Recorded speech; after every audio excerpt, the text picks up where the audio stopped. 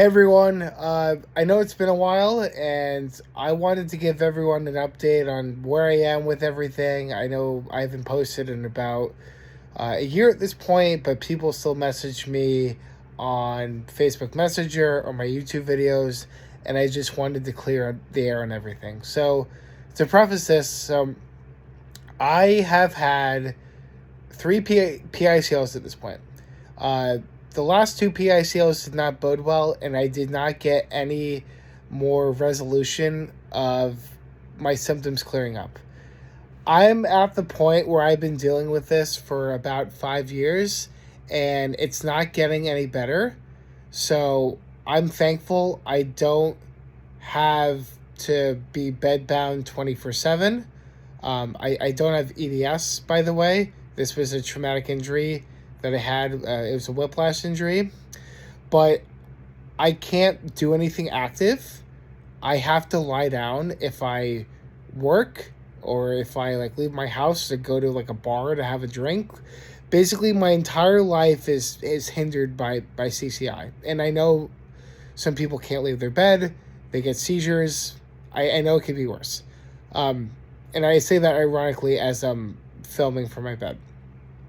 So I'm at the point where I've decided that I'm going to go ahead and go through a cervical fusion. Now, I'm going to be having a C1, C2 fusion versus the C0 through C2 fusion, just because due to my imaging, even though I do have a pretty low clival-axial angle and a pretty significant Grabs-Oaks measurement, other than that, my ligament damage on my MRI wasn't, and also a rotational CT scan concluded that my alar ligaments and my other accessory ligaments didn't have that much laxity, and they weren't that badly damaged where I would need the skull the first go around. I was offered the skull. I do not want to have the skull just because it's something that you can't come back from, opposed to if you have C1 and C2 alone, then you can add that on. Your limitation is much greater with your range of motion, and I didn't like the idea of having hardware in the back of my head. So my thought process was, let's try this first and be conservative and hope to God that I won't need the skull or I don't get any adjacent segment disease in the C0, C1 area. Now, in terms of the surgeons that I spoke to a ton of different CCI literate doctors, but I narrowed it down to two different doctors in New York, partially because that's where I'm from. They're in my backyard. And number two, they're not dogmatic with CCI, and they have incredible track records in terms of their outcomes with surgeries across the board. So it's two different neurosurgeons, Dr. Daniel Rue, who's at Cornell, who's affiliated with Dr. Greenfield, and Dr. Arthur Jenkins at Mount Sinai. Both of those surgeons are familiar with CCI, but they also don't just perform surgeries for people with CCI. And the reason why I like that is because a lot of these surgeons that are CCI literate are pretty dogmatic with their approach, and they'll only perform one type of surgery rather than looking at it holistically. And then on top of that, a lot of these CCI surgeons have very mixed reviews.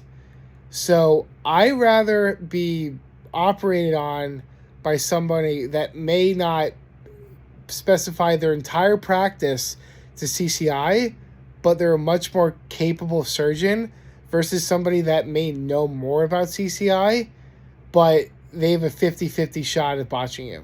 So that was my thought process. I narrowed it down from those two people with Dr. Daniel Rue, and I have the surgery in about 2 months.